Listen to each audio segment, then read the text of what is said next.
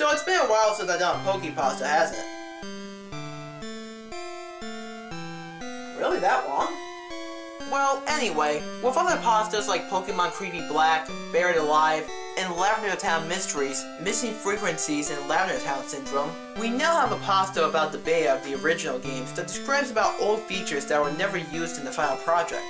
The technicals, like what was used before HMs were created for the game, or certain sprites and music that were used in the beta are well described and give the pasta much more credibility. I also like that around halfway through the story, the author explains that although there were times where people became obsessed with the beta and started to commit heinous acts based on these beta moves, i.e. the title of the pasta, that such occurrences rarely happened, and that barely any acts were recorded down, thus making it hard to critique if it's real or not. Also, the pasta isn't too cliched. Not like other pastas that put in, oh, someone burned down the archives and proof, or, oh, a demon came out of my Pokemon cartridge and burned my eyeballs out. You know how some pastas go. In the end, I have to say that from now on, I better stop hacking my own Pokemon games before I start a fire. Oh, too late. Pokemon Red and Green versions began development in 1989 and were considered complete and fit for release in 1995. It took a long time because of the problems surfacing along the way. These were considered at the time to be due to the game being on the cutting edge of new technology, because the programmers were overcoming bugs that no one had needed to work around before. In 1992 and 1993, when the first playable sections of the game were completed in alpha form, is what started the long struggle. HM moves didn't exist at this point. Instead, the player had to use items to get around. For example, the surfboard item would allow the player to surf across the water. This item was still in the programming when the beta version was released, and some more hardcore gamers managed to hack into the game again. Instead of using cut, the player would use the item axe on trees. Instead of flash, you would use candle. The escape rope was supposed to be replaced by dig, but for some reason that item wasn't removed. It made perfect sense and it seemed to work just fine until one of the alpha version testers used a candle inside of a building. The smoke screen attack animation covering everything. A text box appeared saying, "Hurry, get away." The door sound played, and the character would return to the overworld. The building would be blackened, and you can no longer enter it. The axe worked perfectly for removing small trees. It also worked perfectly on people in some sections of the fences that hemmed in the entire playable world. Upon using an axe on a human NPC, the sprite would vanish and be replaced by a small patch of dark pixels. This looked most like the blood it was meant to represent in the red version, and slightly odd in the green. It became a more of a joke around the testers, who assumed these things were programmed just to try and spook them, and that they would be removed from the final versions. They were, mostly. Escape rope was considered a step too far by some. Upon the player standing facing a doorway, if you were to select the escape rope, it would form a noose and the player character would be hung. The only way to get out of this was to switch the game off and to continue from the last save. One of the testers left and a new person was hired in his place.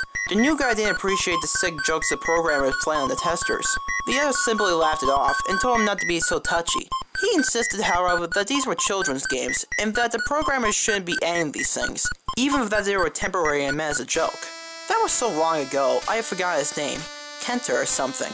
He complained to the higher-ups about these added extras. The programmers were questioned, and one was even fired over the incident. The claim was that they were wasting time and resources. To be fair, by this time we had music and basic sound effects in the game, which made the extra effects even more gruesome. Using the axe on person would now trigger a high-pitched squealing sound along with the disappearance in a puddle of blood. Burning buildings would also have an added repetitive crackling sound effect that was meant to imitate fire to the best of the old technology's availability. Lastly, if the escape rope was used, a singular crack would play. None of the programmers actually owned up to putting the dark extras in. They all claimed to have never seen them before, but they began to suspect each other when they realized that jobs were on the line. Who knows if that programmer that was fired actually had anything to do with it? It was decided the items would be scrapped eventually, and HM moves were invented to enable the player to progress instead. The remaining programmers found that it was a lot of trouble attempting to erase the items from the code, and resorted to burying them to render them unusable or inaccessible. The effect was the same as erasing them, right? It worked, and the whole incident was forgotten. That is until the beta versions were released to the public. Hackers started taking an interest in the game's coding. There were the famous incidents surrounding Lavender Town, the music that so badly affect younger players, but there are 1 or 2 cases in which hackers have uncovered the buried items in the game's coding, and the disturbing images that came along with them combined with the overall music caused them to completely lose themselves. Almost no records of what happened exist, but I remember hearing on the news back then that a high school student had taken an axe to her classmates. She pulverized them as much as possible, turning them into puddles of human flesh. Her surviving friend said that she became obsessed with her new Pokemon game in the time leading up to the attack. One of them in an interview for a TV news bulletin described her as a maniac for Pokemon. She was always excited about secrets in the games. The axe-wielding girl, of course, was hospitalized. She never spoke a word to anybody, but the nurses that took care of her claimed to hear her hum a tune at night. They said it was creepy and unsettling and made them feel uncomfortable. The girl is in her 30s by now, hopefully still somewhere secure. An older fan of the games had his office building burned down, just months after the incident with the girl and the axe. It was played off by the media as nothing more than a tragic accident. After all, fire is quite a common risk in old multi-story buildings full of paperwork. The strange thing about it was that the only survivor was the man. Apparently he had left the building preemptively, blocking the doors as he went.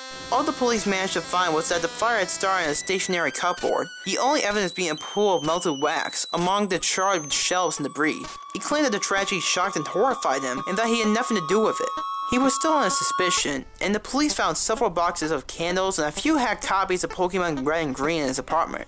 I don't remember if he was convicted for arson after that. I just remember a news bulletin or TV showing a burnt game cartridge in the man's home. There were more, all hushed up and forgotten with time. But with the modern world's computer technology, game ROMs and so on, there is a real risk that someone might be able to uncover these things again. Unless in newer versions the old alpha coding was successfully removed. But nobody would have been looking for it in order to do so.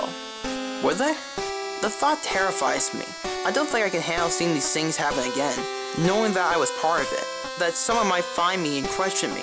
The music plays in my ears every day, that tiny pulse of Lavender Town. Although I survived for this long, it's time to end the struggle.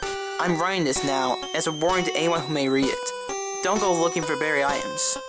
My escape rope is waiting.